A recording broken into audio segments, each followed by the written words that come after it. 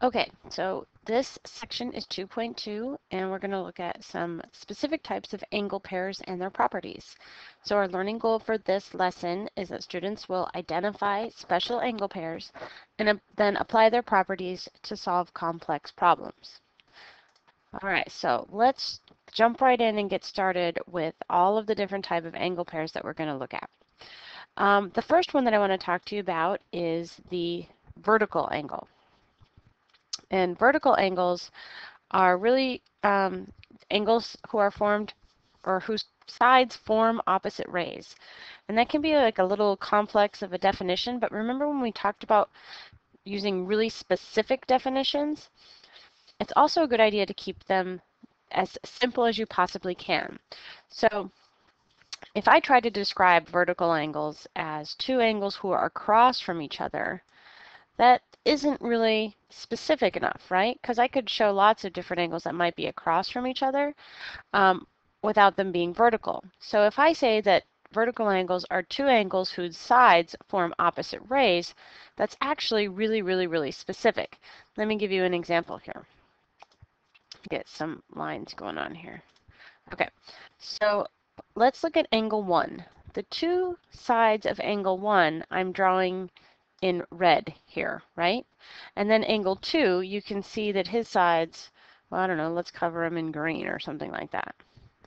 All right, now angle 2, if I trace the sides for angle 2, they're in green. Now if I look at those red sides and those green sides together, you can see that they do form opposite rays. But it allows me to really focus on the two angles that I'm looking at. Angle 1 formed by the red sides and angle 2 formed by the green sides. Now it is true that for vertical angles they will always be formed by intersecting lines or intersecting segments. So here in this first problem, we could say angle 1 and angle 2 are vertical, and angle 3 and angle 4 are also vertical angles. All right, so the next type of angle pair I want to talk about is adjacent angles. So this word adjacent means next to. So we want two angles who are next to each other. But just using that as a definition is a little bit fuzzy, right? What does it mean for two angles to be next to each other? I could draw an angle here and an angle here, and I say, hey, those are next to each other, but they're not adjacent. So we need to get more specific. Adjacent angles are two angles with a common side and a common vertex. They also cannot overlap. So here in this picture, we can see angle 1 and angle 2 are adjacent. They share this common side right here, and they share this common vertex, and they don't overlap. Same here with angles 3 and 4. They have the common side, and then the common vertex right here, and they don't overlap. So they're next to each other, they're adjacent.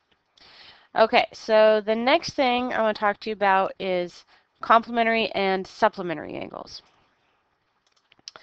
Complementary angles are two angles whose sum is 90 degrees, or the measure of the angles adds up to 90.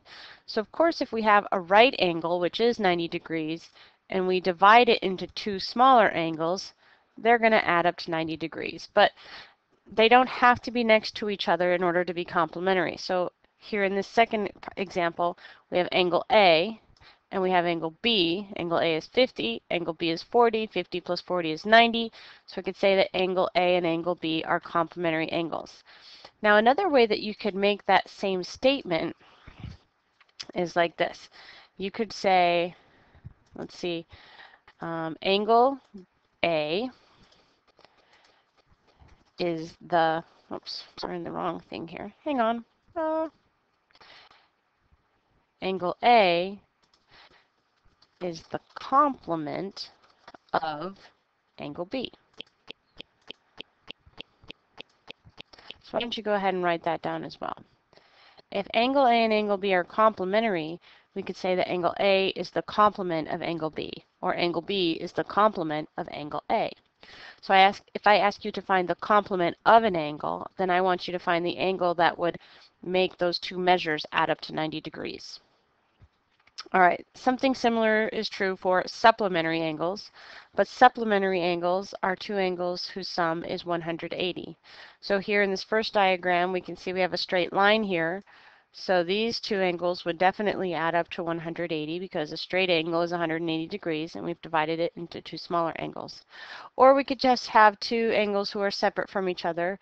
We have a 75-degree angle and a 105-degree angle, and those would add up to 180. So those would also be supplementary angles. Now, I know sometimes when we have a lot of vocabulary, it can be hard to remember which is which. So here's a little tip, a little technique. The letter C is for complementary. The letter S is for supplementary, and here's how you're going to use that. C is really easy to turn into a 9. 9 is for 90.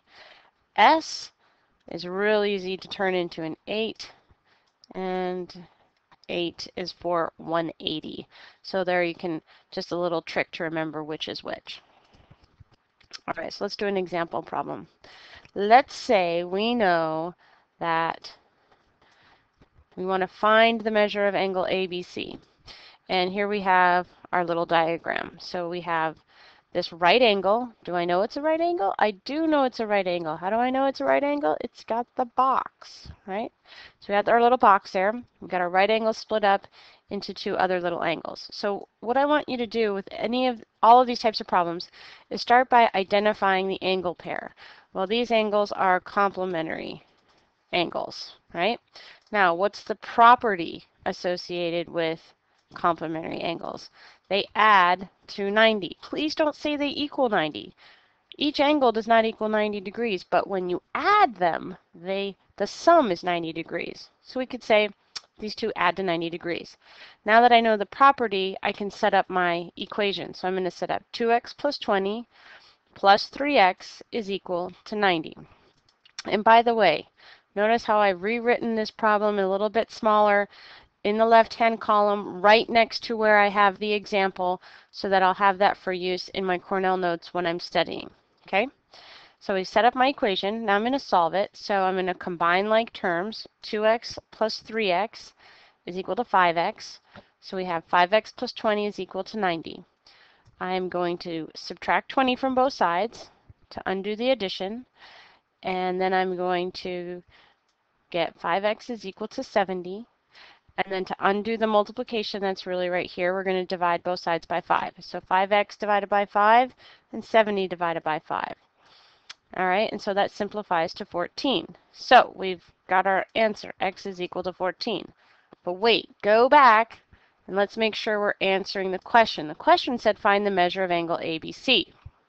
So making sure to answer the question, I know that the measure of angle ABC is 2x plus 20. And I know that x is equal to 14, so I'm going to plug that in for x. 2 times 14 is 28. 28 plus 20 is 48. So the measure of angle ABC is 48. Awesome. All right. So next. The next thing we have to talk about is the vertical angles theorem. And you might have realized this when we first looked at vertical angles and talked about what they were. But it's always true that vertical angles are exactly congruent to each other. So we could say that angle 3 is congruent to angle 4, and angle 1 is congruent to angle 2.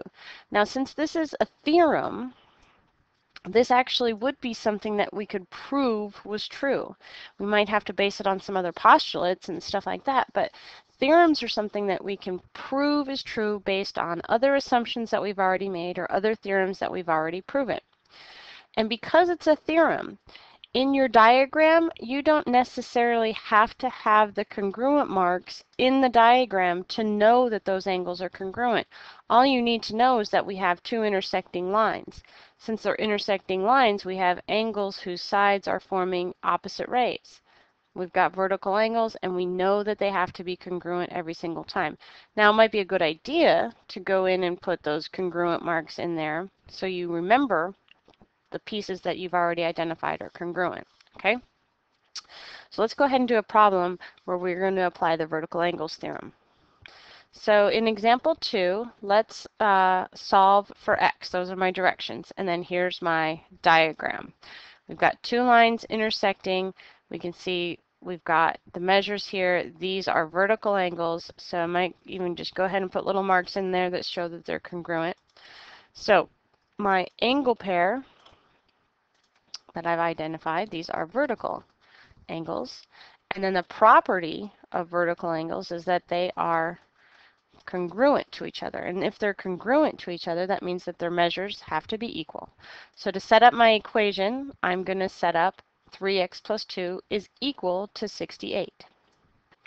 And then we just solve the equation. Subtract 2 from both sides. So now we'll have 3x is equal to 66. And undo that multiplication by dividing by 3. So we'll have 3x divided by 3 and 66 divided by 3. And then dividing it out, we'll get x is equal to 22. Now let's go back and make sure we've answered the question. But of course, in this case, it just asked us to solve for x, so we're good to go.